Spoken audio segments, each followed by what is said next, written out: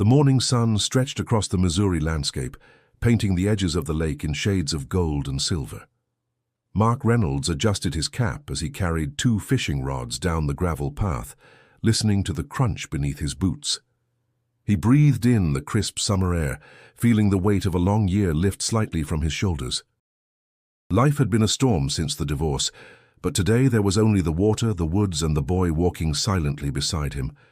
Ethan, his 15-year-old son, kept his eyes fixed on the tackle box he carried, his brow furrowed in quiet concentration.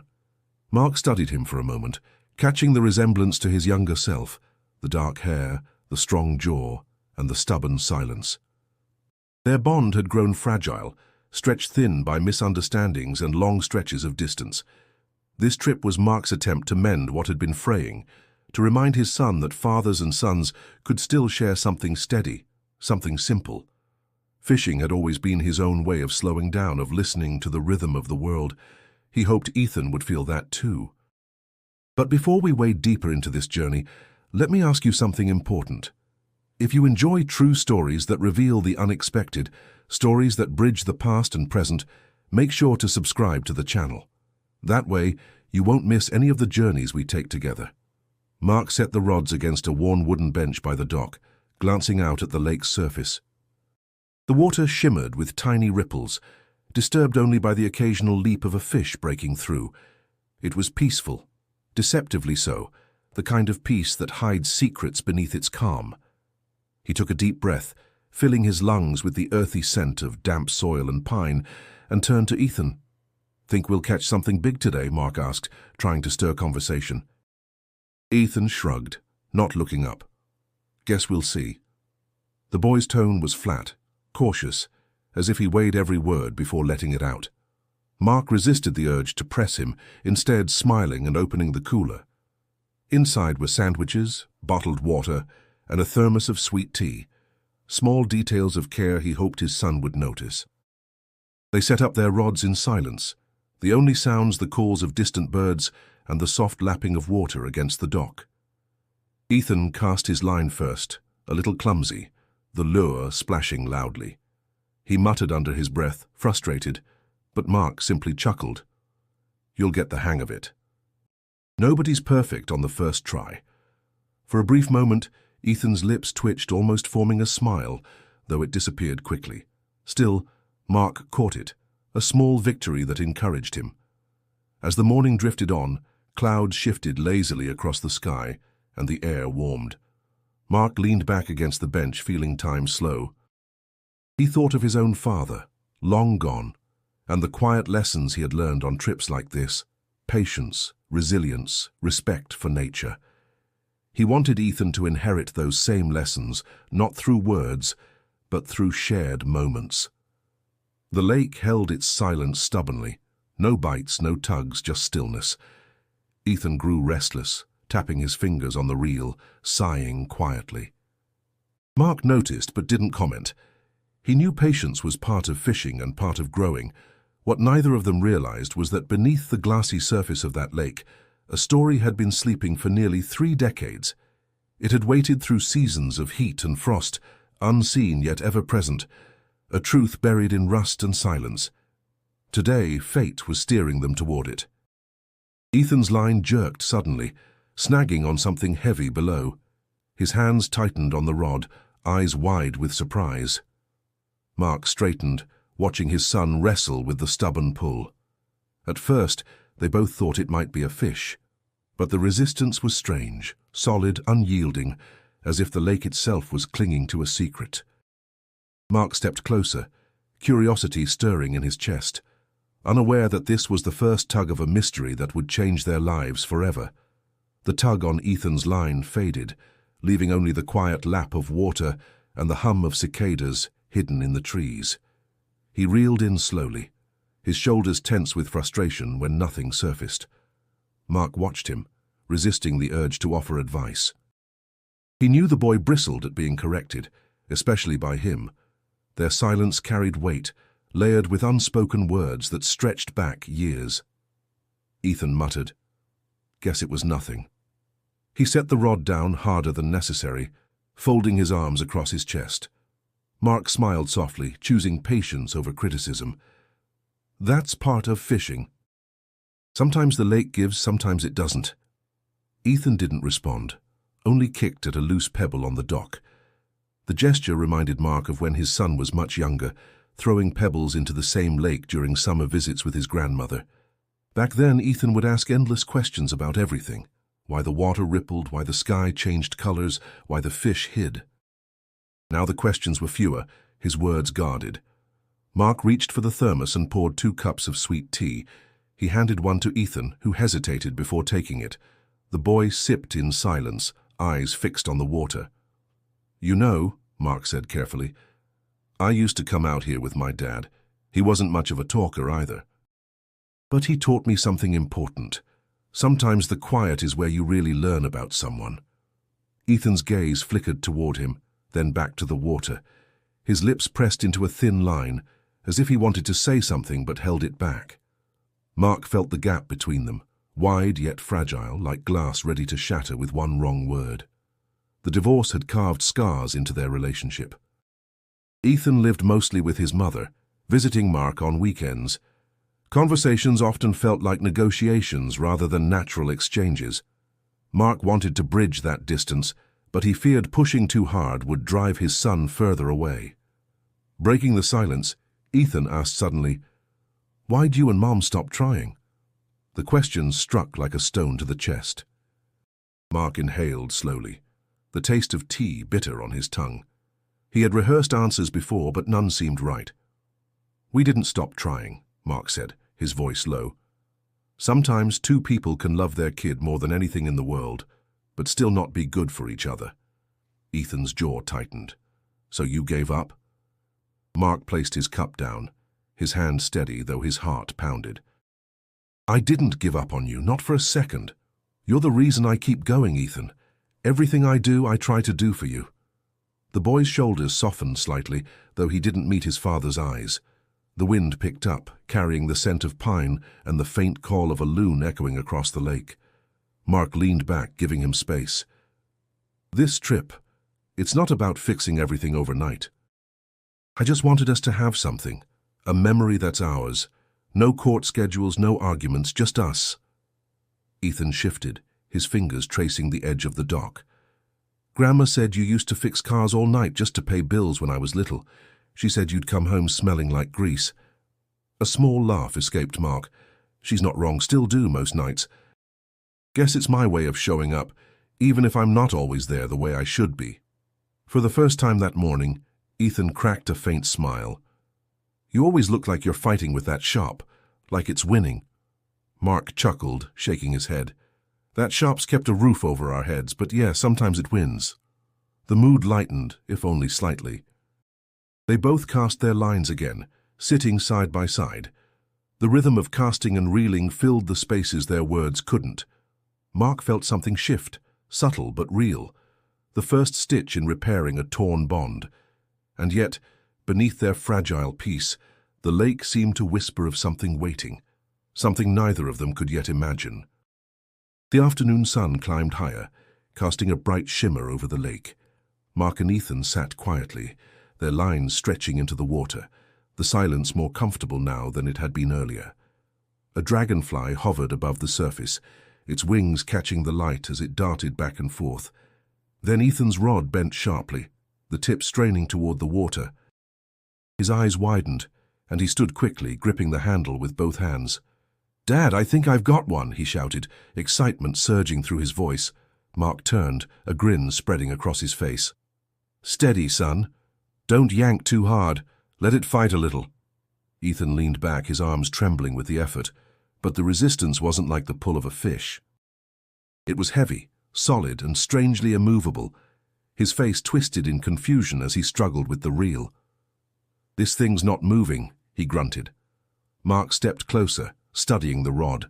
The line cut into the water at an odd angle, taut as wire.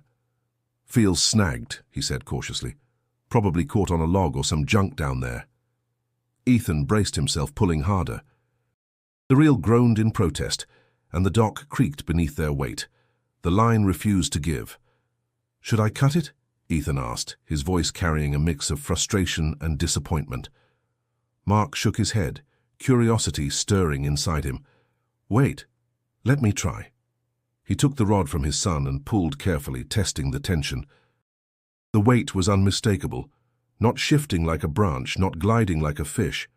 It was anchored, stubborn, as though the lake itself had swallowed something it didn't want to release. Mark frowned. This doesn't feel right. Ethan crouched beside him, peering into the water, though the surface reflected only the sky and trees. What do you think it is? Mark didn't answer right away. A strange unease prickled at the back of his neck. He tugged again, harder this time. The line vibrated, and for a split second, something dark shifted beneath the water. He froze. Ethan gasped. Did you see that? Mark nodded slowly, his chest tightening.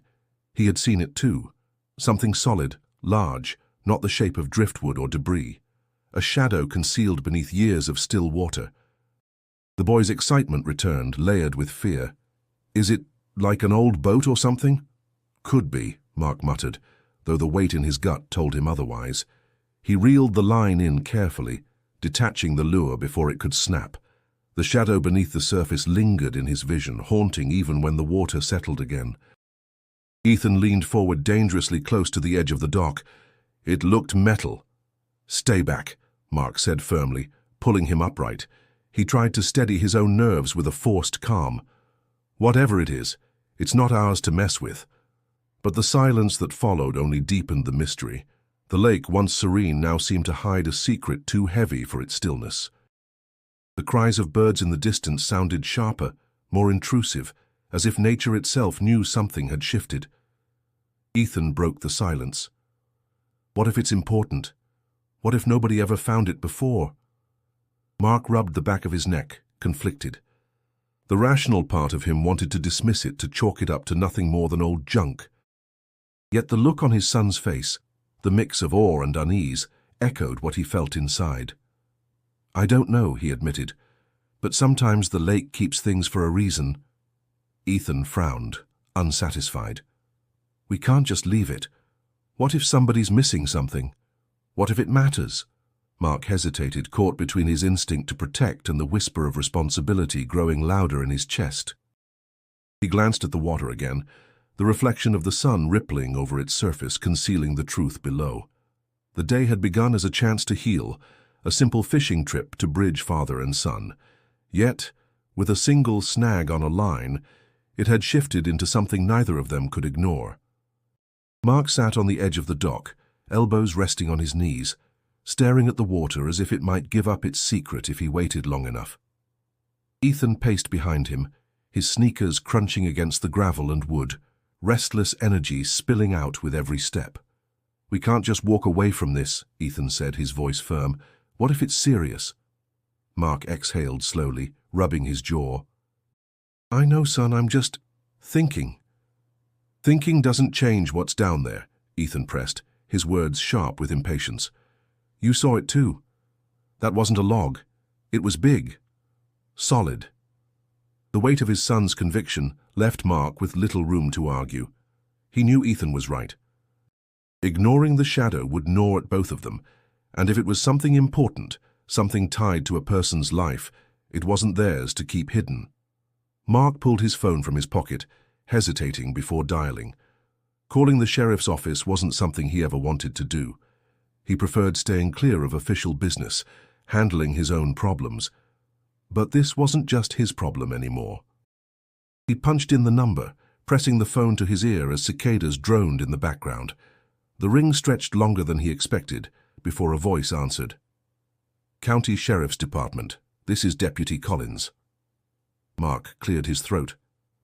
Yeah, this is Mark Reynolds. I'm out at Twin Lakes near the South Dock. My boy and I were fishing and, well, we found something in the water. Looks like a vehicle, maybe. There was a pause, then the deputy's tone sharpened. A vehicle, are you certain? I'm not certain, Mark admitted, but it's too big to be a log. The line caught on it, and I swear I saw metal under there. I'll notify the sheriff, Collins said quickly. Stay where you are, sir. We'll send someone out right away. Mark ended the call, sliding the phone back into his pocket. Ethan's eyes were wide, equal parts anxious and thrilled. "You actually called," Ethan said softly, almost disbelieving. Mark gave a short nod. It was the right thing to do.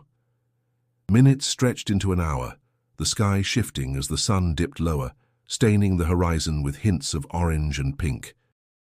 Ethan sat beside his father, their earlier tension softened by the gravity of what lay beneath them. They spoke little, both lost in thought, until the distant crunch of tires on gravel reached their ears. A county SUV pulled up near the dock, dust trailing behind it. From the driver's side stepped Sheriff Linda Carter, a woman in her early 50s, her stride steady, her presence commanding without being harsh. Her uniform bore the weight of years in service, and her sharp eyes scanned the lake before settling on Mark and Ethan. "You're the ones who called?" she asked, voice calm but firm. Mark stood, extending a hand. "Yes, ma'am. Mark Reynolds."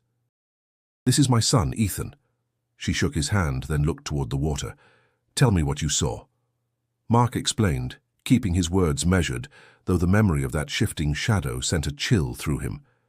Ethan added his own description, speaking quickly, his voice carrying the certainty only youth could have. Sheriff Carter listened intently, her expression thoughtful. After a moment, she nodded. "There was a case back in '93, a missing person, young man named David Miller, drove a dark Chevy pickup. Some folks said he ran away. Others thought different. We never found a trace." Ethan's head snapped toward her. "You think that's his truck?" "Too soon to say," Carter replied evenly. "But if something's down there, we'll find out." Her words hung in the air, heavy with possibility. The lake no longer felt like just water. It felt like a keeper of truths, patient and unyielding. For Mark and Ethan, the waiting had only begun. Sheriff Carter stood with her hands resting on her belt, her gaze fixed on the still water that had swallowed years of unanswered questions. The air seemed heavier, filled with the weight of possibility. Mark shifted uneasily beside her while Ethan leaned forward, eager for every word. Carter finally spoke. David Miller was 22, worked at a feed store known around town. Quiet kid, but dependable. One night in June of '93, he didn't come home. His family filed a report the next morning. "We searched for weeks, roads, rivers, woods, but nothing. Not a scrap of evidence." Mark listened, the name unfamiliar, yet suddenly pressing against him as though the lake had tied his life to this old story. Ethan broke the silence. What did people think happened to him? The sheriff's eyes narrowed slightly, recalling. Opinions were split. Some believed he ran away, trying to start fresh somewhere else. Others whispered about trouble, a fight, debts, maybe something darker. But his sister Mary never stopped looking. She kept hope alive longer than anyone else. Ethan exchanged a glance with his father, his curiosity blazing. "So if that's his truck down there, this could solve it." "It could," Carter admitted, her voice careful. "Or it could just be another mystery. Either way, it'll stir things up." Later that evening, Sheriff Carter paid a visit to Mary Miller, who still lived in the same modest house on the edge of town. Word of the possible discovery had reached her, and she met the sheriff at the porch, her eyes weary but sharp, lined by nearly 3 decades of unanswered grief. "Linda," she said softly, folding her arms tightly. "They're saying someone found something in the lake. Tell me it's not just another rumor."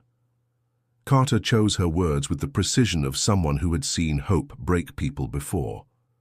"We don't know for certain, Mary, but there's a vehicle under the water at Twin Lakes. We'll know more soon." Mary closed her eyes briefly, her breath trembling. "All these years, I told everyone he didn't just leave.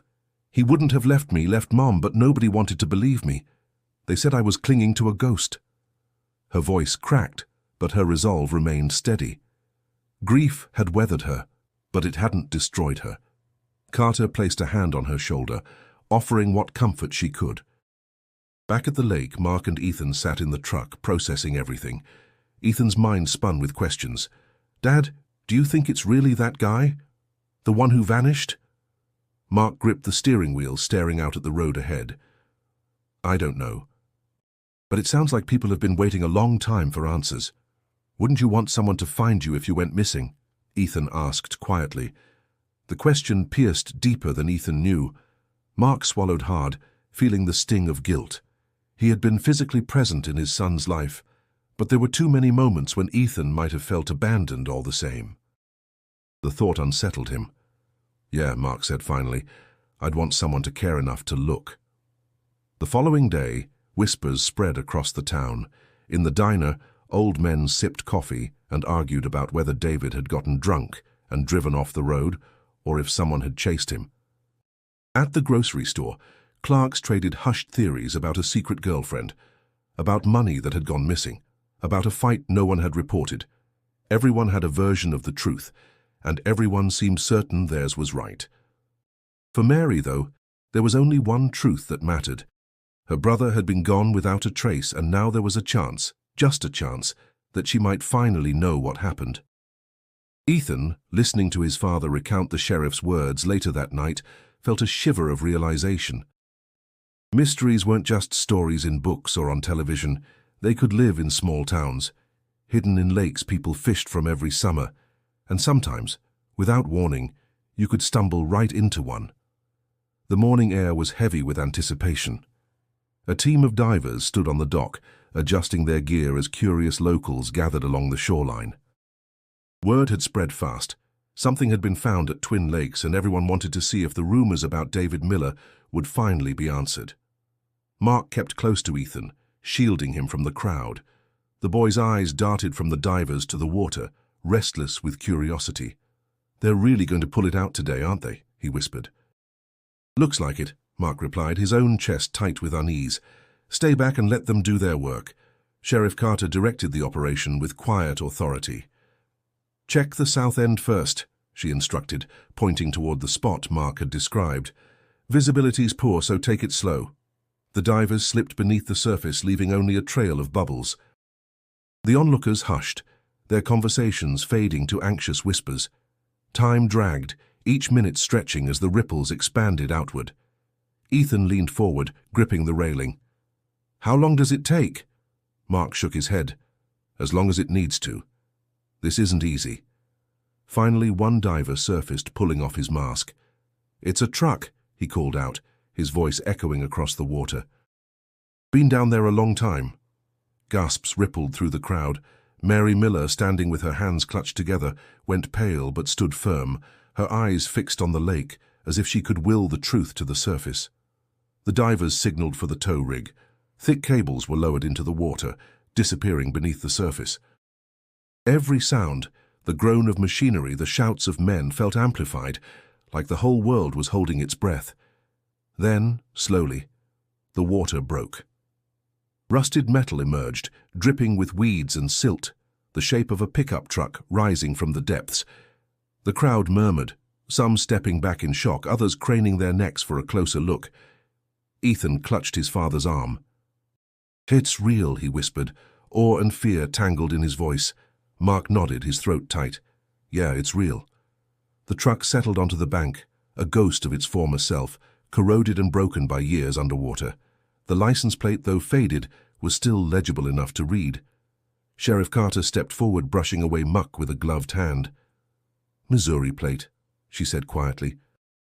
Her eyes lifted to Mary, who stood trembling. "It matches David's registration." Mary pressed her fist to her mouth, a choked sound escaping her. She didn't collapse, though. The strength she carried for decades held her upright, even as tears welled in her eyes. The divers reported more details. The driver's side door was sealed shut, windows dark with murky water inside. No one spoke of what might still be there, though every mind in the crowd carried the same thought. From the edge of the gathering, a voice called out. "Clara Jenkins, Chronicle Times." A woman with a notebook pushed forward, her camera slung over one shoulder. "Sheriff, can you confirm if remains were found inside?" Carter's jaw tightened. "No comment at this stage." "We'll notify the family first if we find anything."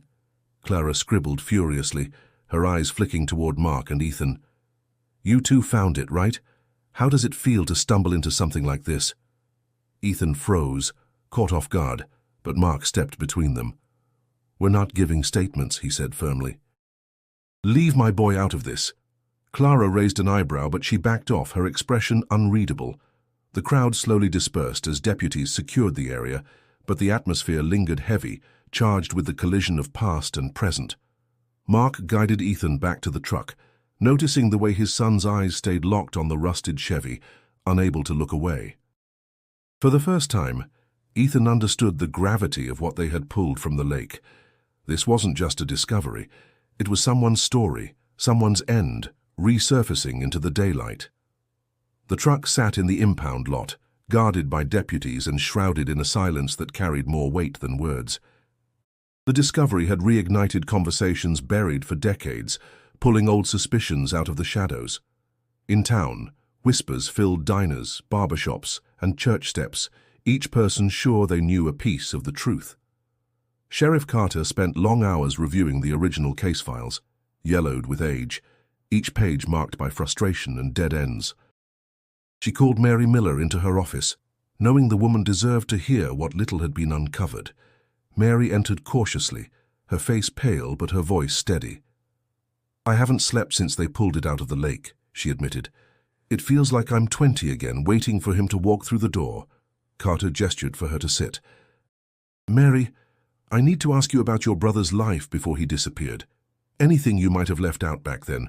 Arguments, debts, people he was close to." Mary's hands tightened around her purse strap. "We were close. He wanted more than this town had to give, but he never said how he'd get it. There were fights with Dad about money, about responsibilities at the store. And," she hesitated, lowering her eyes, "there was a girl, not local. He met her in Springfield. I never knew her name." The sheriff leaned forward. "Did anyone else know about her?" Mary shook her head. "David didn't talk about her much, just said she made him think about leaving. But he wouldn't have gone without telling me, he promised." Her voice cracked, but she pressed on. "He never broke his word to me." Carter nodded, filing away the detail. "Sometimes promises get tangled in things we can't control. If she was real, someone in Springfield might remember her." Meanwhile, Mark found himself cornered by neighbors at the auto shop. Customers who once came for oil changes now leaned across the counter to press him for gossip. "So what did it look like inside?" one asked. "Did they find anything? Bones, maybe?" Mark bristled, wiping his hands on a rag. "That's not for me to say. Sheriff's handling it." Another chimed in, smirking. "Funny, ain't it? You fish in one day, next thing you're in the middle of a 30-year mystery. Bet the news will make you out a hero." "I didn't do anything but snag a line," Mark replied firmly, his patience thinning. "This isn't about me." Still, he couldn't shake the unease of being dragged into the town's speculation. It wasn't attention he wanted, especially not for Ethan's sake. At home, Ethan peppered him with questions, unable to let go of the story. "Dad, what if someone did it on purpose? What if David was chased off the road? Or maybe someone wanted him gone?" Mark sighed, lowering himself into the worn recliner. "Son, people will build all kinds of stories when they don't have answers. Doesn't mean they're true." "But Sheriff Carter said there were rumors," Ethan pressed. "That doesn't just come from nowhere." Mark studied him, seeing the fire of curiosity in his eyes. It was the same fire that once drove him as a boy, though tempered now by the weight of responsibility. "Curiosity's fine," Mark said slowly. "But remember, real lives are tied to this. Families, pain. Be careful how deep you dig." The boy nodded reluctantly, though the questions didn't leave his mind. That night, Mark lay awake, listening to crickets chirp outside the window. He thought of Mary Miller, of the burden she'd carried alone. He thought of Ethan, hungry for answers, desperate for connection. And he thought of the lake, silent and still, yet capable of holding truths that reshaped lives once revealed. The secrets weren't finished. If anything, they were just beginning to surface. The town of Clearwater hadn't buzzed with this much energy in years. The discovery at Twin Lakes had turned into the main topic in every corner of daily life, from the gas station counter to the church potluck. It wasn't just about David Miller anymore. It was about what his disappearance had meant, and what it said about the town itself. At the diner on Main Street, old-timers sat in their usual booths, cups of black coffee steaming in front of them. One man leaned over the table, lowering his voice but not enough to keep it from carrying. "I always said those roads by the lake were a death trap. No guardrails, no lights. Boy probably slid right off one rainy night." Across from him, another shook his head. "Nah, I never bought that. David knew those roads better than anyone. You ask me, someone wanted him gone." Too many stories about the fights he had, the folks he owed money to. Their waitress, balancing a tray of biscuits and gravy, sighed. "Y'all don't know what you're talking about. That family's been through enough. Maybe just let the sheriff do her job before you go blaming ghosts." Meanwhile, at the grocery store, whispers drifted between aisles. Parents warned their kids about driving too fast near the lake, while others speculated about who might have been with David that night. Rumors grew legs, twisting into tales that blurred the line between memory and invention. Sheriff Carter knew all of it was brewing. She spent her days fielding calls, some from people convinced they had vital information, others from those who just wanted to insert themselves into the narrative. The noise of the community was both a resource and a distraction, and she had to walk the fine line between listening and filtering. For Mary Miller, the renewed attention was a double-edged sword. Neighbors stopped by with casseroles, kind words, and sympathy, but also with questions she had no answers to. Every knock on her door reminded her that her private grief had become the town's shared spectacle. "I feel like they're dissecting him all over again," she confided to Carter one evening, her voice tight. "Like David's life is gossip for them, not a wound I've carried every day since he vanished." Carter nodded. "Small towns remember everything, but remembering isn't the same as knowing. That's why we have to push through the noise." For Mark and Ethan, the reaction felt more personal. At the auto shop, Mark noticed customers who used to chat easily now stared a little longer, their questions cutting deeper. Some treated him like a hero who had brought closure. Others muttered that he should have minded his own business. Ethan felt it at school. Classmates crowded him with questions, some curious, others cruel. "So what's it like being the kid who found the ghost truck?" one sneered, his tone mocking. Ethan clenched his fists, wanting to fire back, but he remembered his father's warning. Sometimes silence carried more strength than words. Still, that night he couldn't hide his frustration. "Why do they care so much, Dad?" "It's not even their family." Mark set down the wrench he'd been holding, wiping grease from his hands. "Because stories like this shake people up, reminds them that life's not as steady as they'd like to think.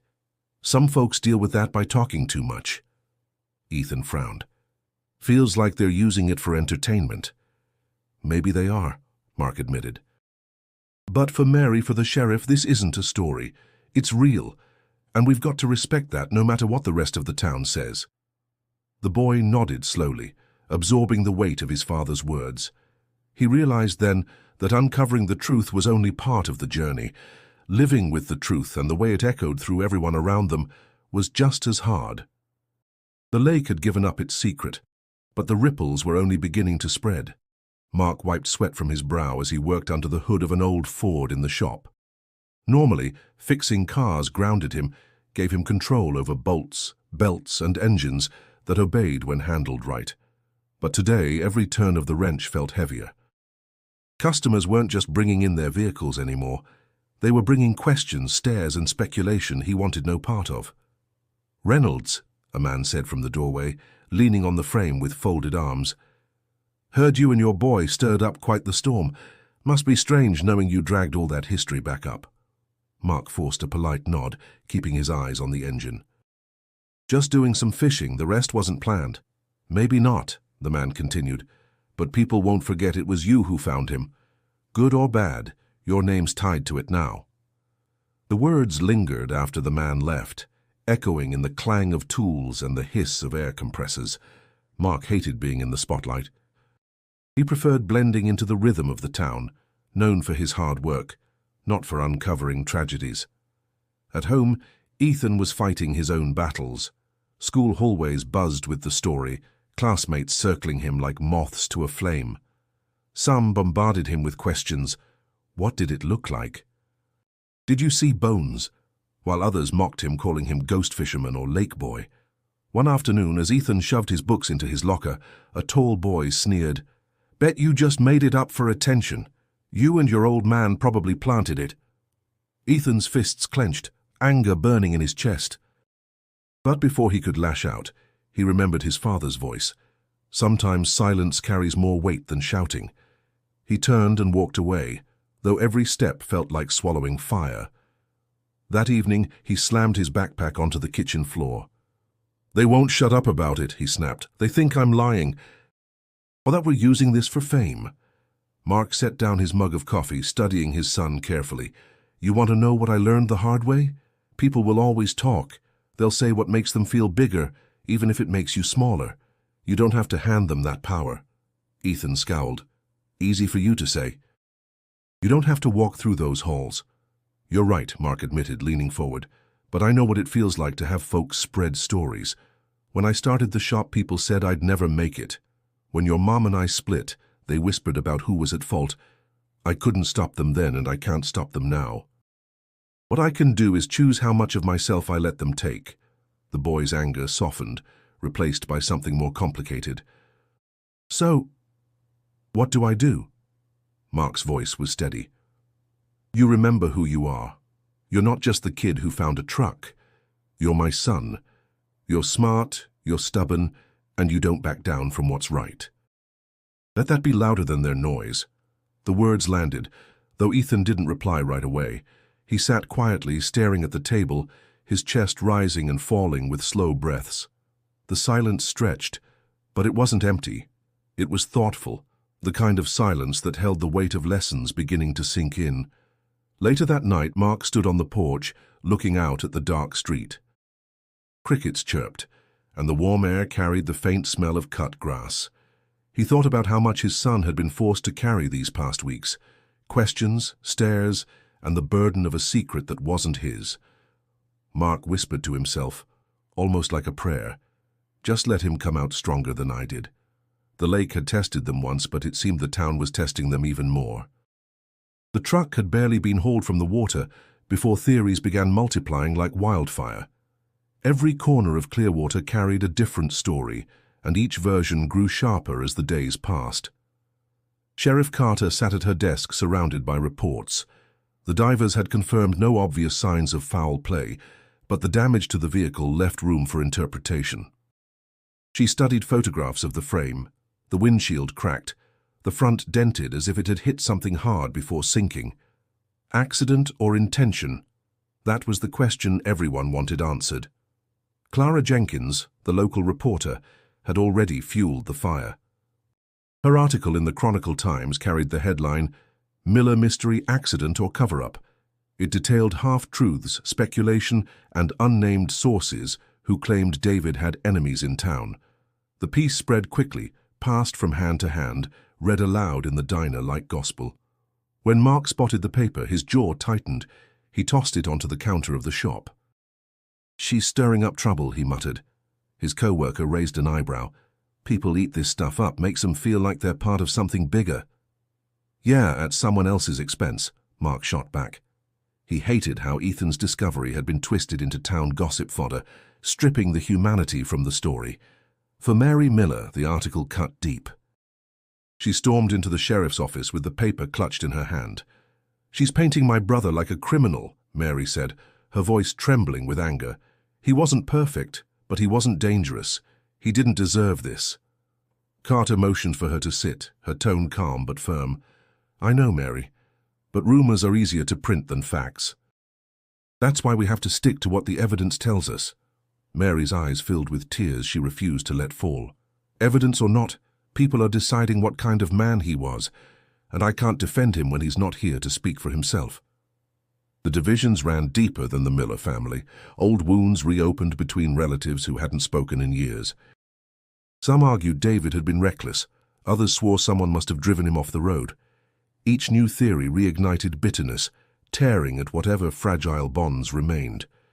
Ethan noticed the weight of it when Mary visited Mark's house to thank them again for calling the sheriff. Over dinner she spoke softly, her words heavy with exhaustion. "I don't know if closure is even possible anymore," she admitted. "If it was an accident, people will say I was foolish for holding on all these years. If it wasn't, then we'll never know who's responsible. Either way, the truth feels like it'll hurt." Ethan hesitated before speaking.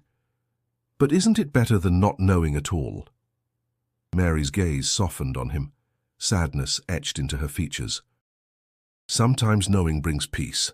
Other times it just gives you another kind of ache. Her words lingered with Ethan long after she left. He sat on the porch later that night, staring out at the quiet street, wrestling with what she'd said. Mark joined him, handing him a soda. "You've been quiet," Mark observed. Ethan shrugged. I don't get how truth can make things worse." "Isn't truth supposed to fix things?" Mark leaned back against the railing. "Truth doesn't always fix. Sometimes it forces you to see things you don't want to. But even then, it's better than living in a lie. At least with the truth, you can decide what to do next." The boy nodded slowly, absorbing the lesson, but deep inside he sensed the tension in town wasn't easing, it was only sharpening. And as the whispers grew louder, he wondered if the truth would ever truly be enough. The days following the article had been hard on Ethan. Whispers in the hallways followed him like shadows, and the taunts from classmates tested his patience. But something inside him had shifted, an ember of strength sparked by his father's words and Mary Miller's sorrow. Instead of shrinking under the weight of the gossip, he began to carry himself differently, shoulders squared, eyes steady. It happened on a Thursday afternoon in the cafeteria. A group of kids sat at a table, snickering loudly as Ethan passed. One boy, older and louder than the rest, leaned back in his chair and smirked. "Hey, ghost hunter," he jeered. "Find any skeletons lately?" "Are you saving those for show and tell?" The table erupted in laughter. Ethan froze, his tray balanced in his hands. For a split second, anger burned hot, the kind that made his fists itch for a fight. But instead of exploding, he took a breath and walked toward their table. "Say what you want about me," Ethan said firmly, his voice carrying across the room. "But leave Mary Miller out of it. Her brother's gone, and she doesn't deserve to hear you making jokes about it." The laughter died. The boy tilted his head, caught off guard by Ethan's calm defiance. For a moment, silence pressed heavy over the cafeteria, broken only by the clatter of trays. Then Ethan walked away, choosing a quiet corner to eat alone. That evening, Mark found him on the porch, a faint trace of pride in the way his son sat straighter than usual. "Heard you stood up for Mary today," he said, easing down beside him. Ethan shrugged, but a small smile tugged at his lips. "They were being cruel. She's already hurting enough. I couldn't just sit there." Mark nodded slowly, feeling his chest swell with quiet admiration. "You did the right thing. Standing up isn't about being the loudest or throwing the hardest punch. It's about knowing when silence isn't enough." Ethan glanced at him. "I almost lost it, though. I wanted to swing at him." "Wanting to doesn't make you weak," Mark said. "What matters is what you did. You chose control. That's harder than throwing a fist." The boy leaned back, gazing up at the fading streaks of sunset. "It's weird. All this started because of fishing, but it feels like I'm learning who I am, or at least who I want to be." Mark smiled, his voice gentle. "That's the lake's lesson, maybe. You go there expecting one thing and end up finding another." The silence between them wasn't strained anymore. It was companionable, filled with the comfort of words unspoken but understood. For the first time in months, Mark felt the distance between them narrowing, replaced by something stronger than before. Later that week, Ethan surprised him again. They had stopped by Mary Miller's house to drop off groceries, a quiet gesture Mark insisted on. As they set the bags on the porch, Mary opened the door, her eyes tired but grateful. "You two have done more than you know," she said softly. "Just knowing someone cares has made this easier." Ethan met her gaze, his voice steady. "People shouldn't forget your brother was more than a mystery. He mattered. He still matters." Mary's eyes welled and she reached out, squeezing his hand. "You remind me of him. Kind heart, strong will. Thank you, Ethan." As they drove away, Mark glanced at his son, who stared out the window deep in thought. "You're becoming a man quicker than I expected," Mark said quietly. Ethan gave a faint laugh. Guess life doesn't wait for you to be ready. And in that moment, Mark realized the fishing trip had given him more than a discovery. It had given him a glimpse of the man his son was becoming.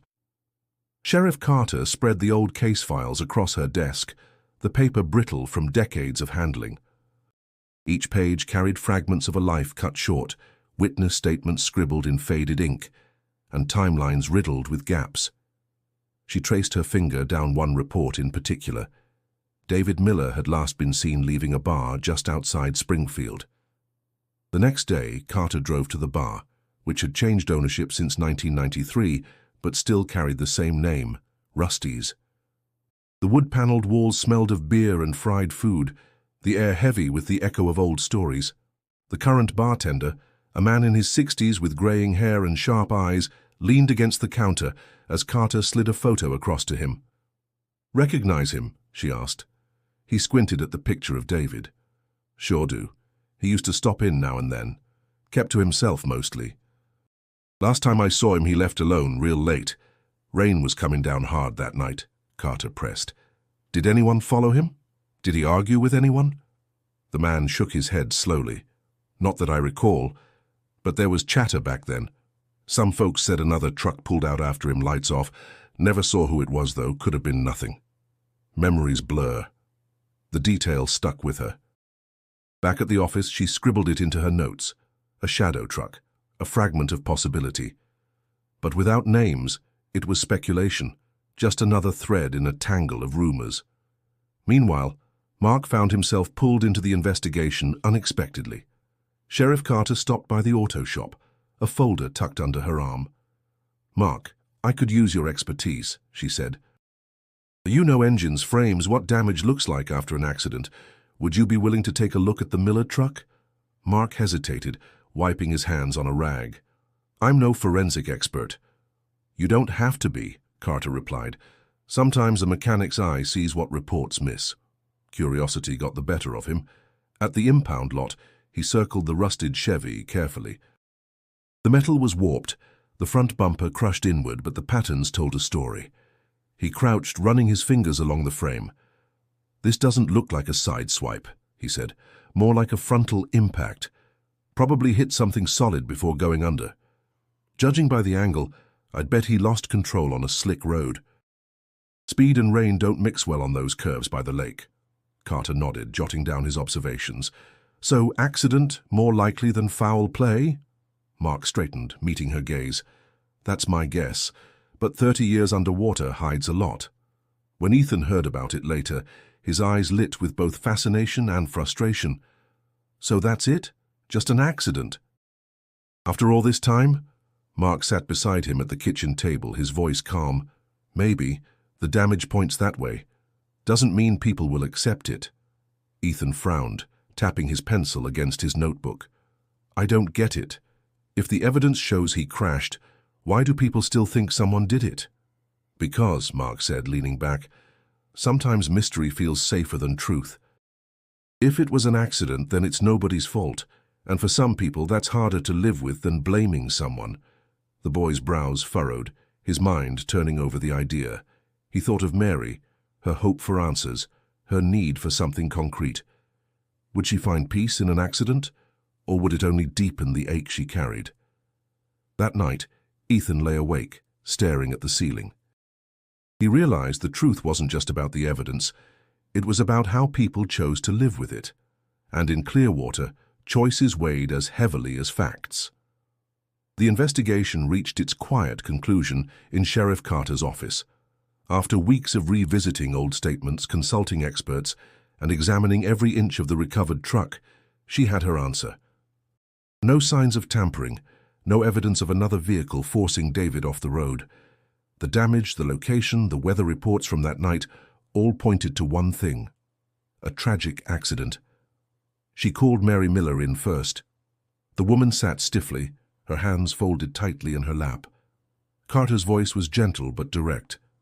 "Mary, I believe your brother lost control on the wet road that night.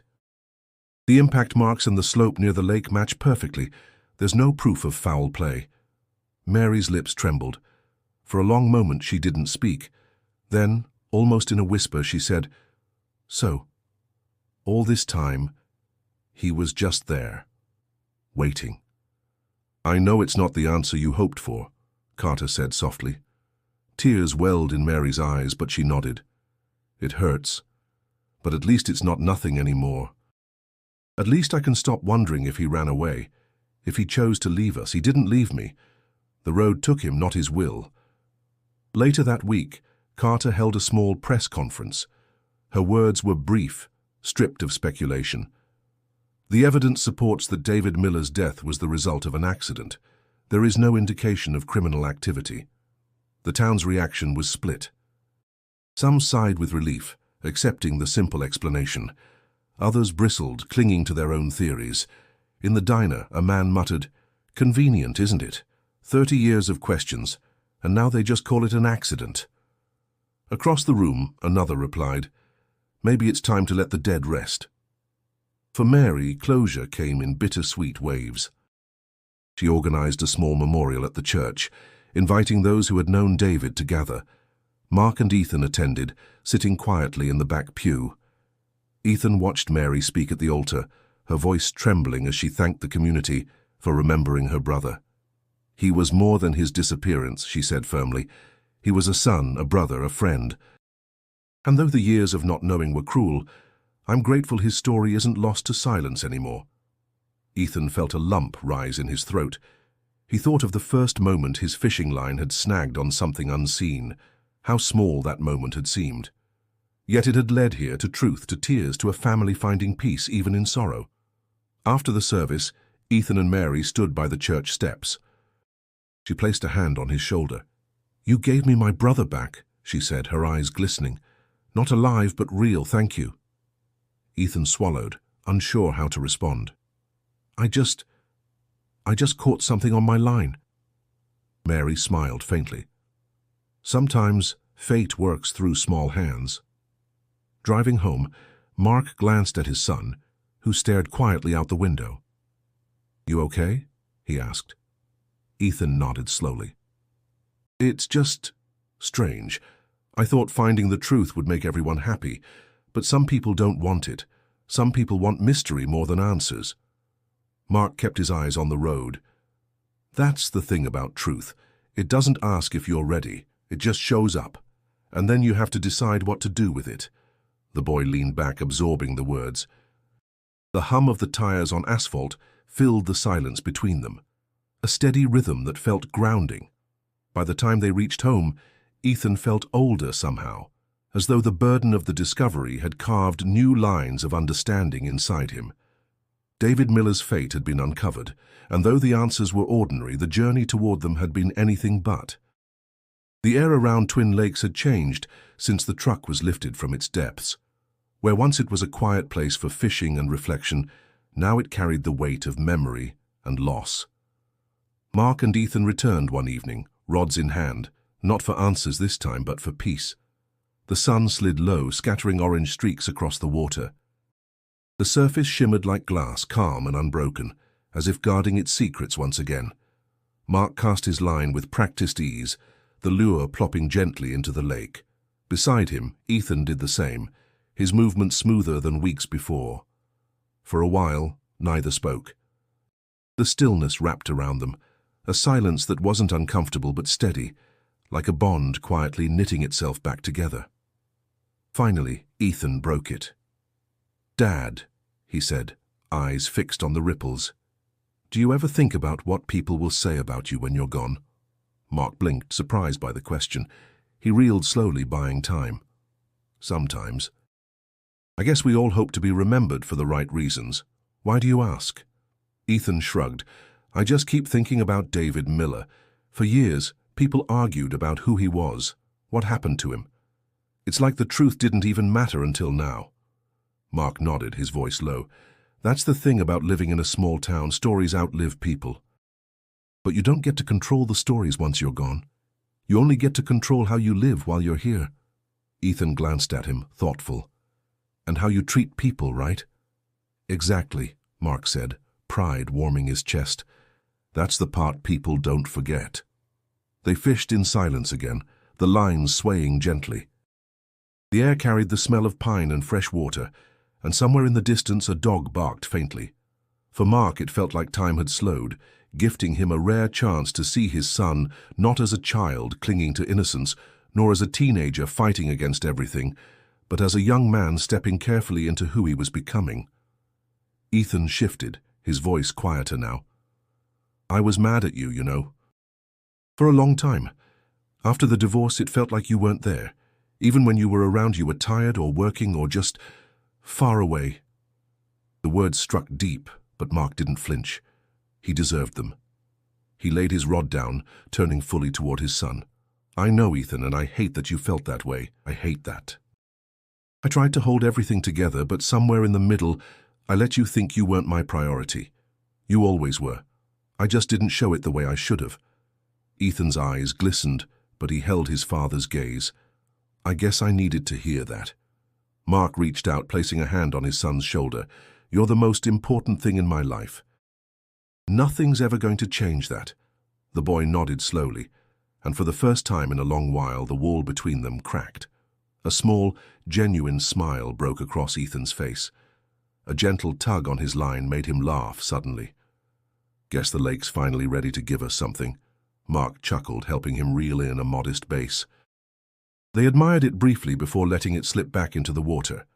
The moment wasn't about the fish, it was about the laughter, the ease, the reminder that joy could still be found in simple things.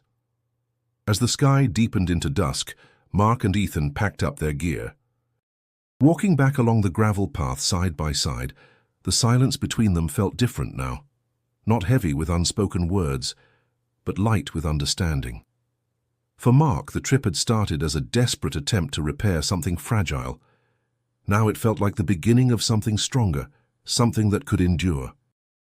The summer air had cooled into the first hints of autumn, carrying with it the scent of dry leaves and distant bonfires. Life in Clearwater slowly returned to its ordinary rhythm, though the discovery at Twin Lakes left an imprint no one could erase. For the Miller family, questions had been replaced by a solemn certainty, and for Mark and Ethan the trip had become something much greater than they had imagined.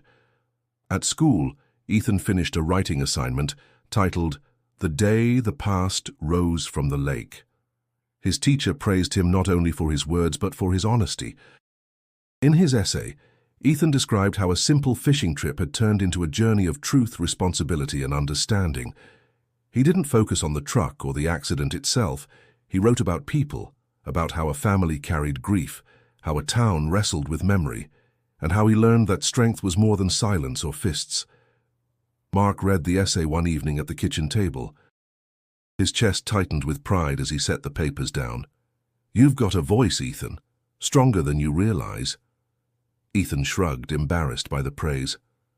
"I just wrote what I felt." "That's all writing is," Mark replied. Truth on paper. They spent more weekends at the lake, not searching for anything hidden, but enjoying the quiet rhythm of casting and reeling, of sandwiches eaten under the sun, of conversations that flowed more easily now. The lake, once a keeper of secrets, had become their place of connection, a reminder that sometimes peace comes only after the hardest discoveries. Mary Miller visited them once more before winter. She brought a framed photo of David, smiling beside an old pickup before the world had taken him. She placed it in Mark's hands. "I want you both to have this," she said, "because you gave me back a piece of him." Ethan studied the photo, struck by how young David looked. "He doesn't look much older than some of the guys at my school," he murmured. Mary nodded, her eyes soft. "That's because he wasn't. He should have had a lifetime ahead of him. But at least now I know where his story ended. That's more than I had for 30 years. Mark placed a hand over hers. "You deserved that truth." As she left, Ethan turned to his father. "Do you think we'll ever forget this?" Mark looked toward the lake, where the water glowed with the reflection of the setting sun. "No. Some things stay with you, but that's not always a bad thing. Sometimes it shapes you into who you're meant to be." The boy nodded thoughtfully. He understood now that life wasn't about avoiding pain, but learning how to carry it with dignity, just as Mary had. For the community, the debates eventually quieted. People still told stories at the diner, still traded theories, but the urgency faded. The truth had settled, and while it wasn't dramatic or scandalous, it was enough. Clearwater had found a way to move forward. For Mark and Ethan, forward meant more evenings on the porch, more shared laughter, and a bond repaired by the weight of what they had endured together. The fishing trip that began as a desperate attempt to reconnect had become the turning point of their relationship. And as the year drew to a close, Mark found himself grateful, not for the mystery they had stumbled upon, but for the chance it gave him to see his son grow stronger, braver, and closer to the man he was becoming. Before we close this story, let me remind you, if you found meaning in this journey, if you believe in stories that uncover truth, test resilience, and reveal the bonds that hold us together, make sure to subscribe to the channel. That way, you'll never miss the next story waiting to be told. And if you want to keep exploring powerful stories like this one, click on the video suggested on your screen right now. Another journey is waiting for you there.